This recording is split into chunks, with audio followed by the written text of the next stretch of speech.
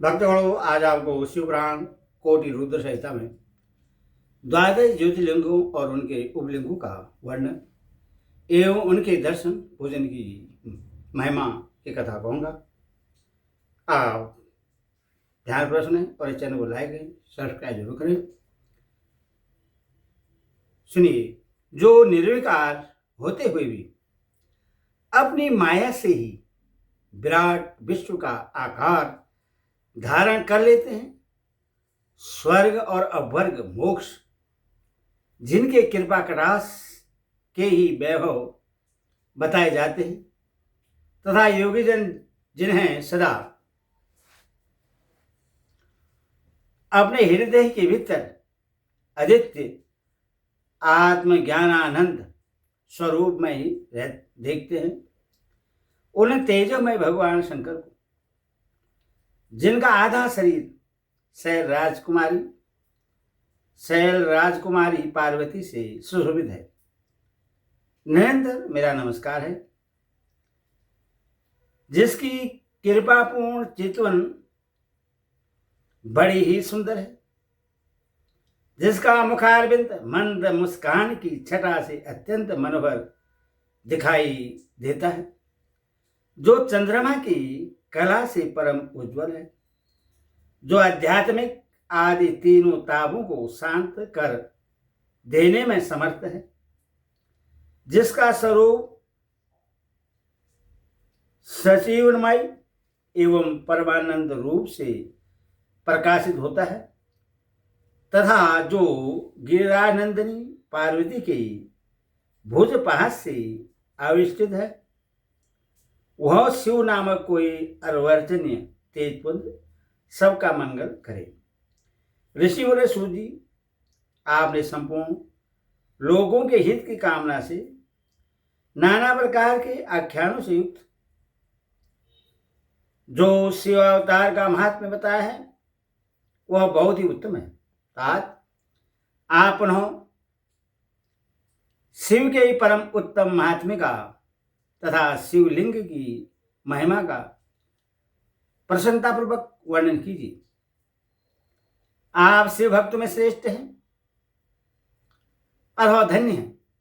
प्रभु, आपके मुखारविंद से निकले हुए भगवान शिव के सुरमय यश रूपी अमृत का अपने कर्णपुटों द्वारा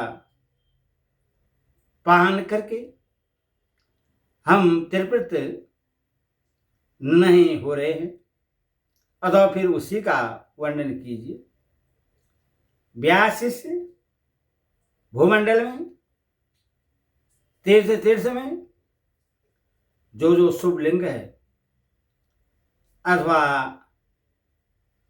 अन्य स्थलों में भी जो प्रसिद्ध शिवलिंग विराजमान है, परमेश्वर शिव के उन सभी दिव्य लिंगों का समस्त लोगों के हित की इच्छा से आप वर्णन कीजिए।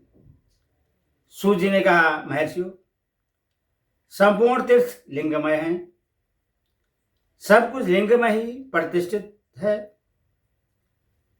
उन शिवलिंगों की कोई गणना नहीं है, तथापि मैं उनका किंचित वर्णन करता हूं। जो कोई भी दृश्य देखा जाता है तथा जिसका वर्णन एवं स्मरण किया जाता है वह सब भगवान शिव का ही रूप है। कोई वस्तु शिव के स्वरूप से भिन्न नहीं है। साधु शिरोमणियों, भगवान शंभु ने सब लोगों पर अनुग्रह करने के लिए ही देवता, असुर और मनुष्य सहित तीनों लोगों को लिंग रूप से व्याप्त कर रखा है। समस्त लोगों पर कृपा करने के उद्देश्य से ही भगवान महेश्वर तीर्थ में और अन्य स्थलों में भी नाना प्रकार के लिंग धारण करते हैं। जहां जहां जब जब भक्तों ने भक्तिपूर्वक भगवान शंभु का स्मरण किया, तहां तहां तब तब अवतार ले कार्य करके वे स्थित हो गए। लोगों का उपकार करने के लिए उन्होंने स्वयं अपने स्वरूभूत लिंग की कल्पना की। उस लिंग की पूजा करके शिव भक्त पुरुष अवश्य सिद्धि प्राप्त कर लेता है। ब्राह्मणों, भूमंडल में जो लिंग है उनकी गणना नहीं हो सकती, तथापि मैं प्रधान शिवलिंगों का परिचय देता हूँ। मुनिश्रेष्ठ सौनक, इस भूतल पर जो मुख्य मुख्य ज्योतिर्लिंग हैं उनका आज मैं वर्णन करता हूँ। उनका नाम सुनने मात्र से पाप दूर हो जाता है। सौराष्ट्र में सोमनाथ, श्री शैलवर मल्लिकार्जुन, उज्जैनी में महाकाल, ओंकार तीर्थ में परमेश्वर, हिमालय के शिखर पर केदार, डाकिनी में भीमशंकर, वाराणसी में विश्वनाथ, गोदावरी के तट पर त्रैलोक्यम, चीताभूमि में बैद्यनाथ, दारुवन में नागेश, सेतुबंध में रामेश्वर तथा शिवालय में भूष्मेश्वर का स्मरण करें। जो प्रतिदिन प्रातःकाल उठकर इन 12 नामों का पाठ करता है वह सब पापों से मुक्त हो संपूर्ण सिद्धियों का फल प्राप्त कर लेता है। मनुष्यों, जिस मनोरथ को पाने की इच्छा रखकर श्रेष्ठ मनुष्य इन 12 नामों का पाठ करेंगे वे इस लोक और परलोक में उस मनोरथ को अवश्य प्राप्त कर लेंगे।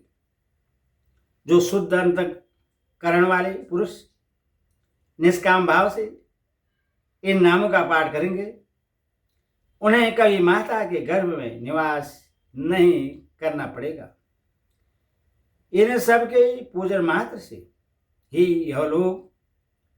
यह लोक में समस्त वर्णों के लोगों के दुखों का नाश हो जाता है और परलोक में उन्हें अवश्य मोक्ष प्राप्त होता है।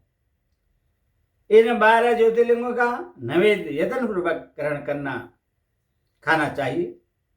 ऐसा करने वाला पुरुष के सारे पाप उसी क्षण जलकर भस्म हो जाते हैं।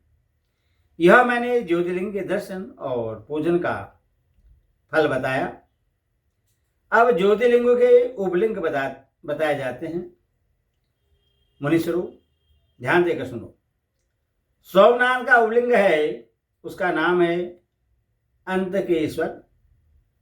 वह उपलिंग मही नदी के समुद्र के संगम पर स्थित है।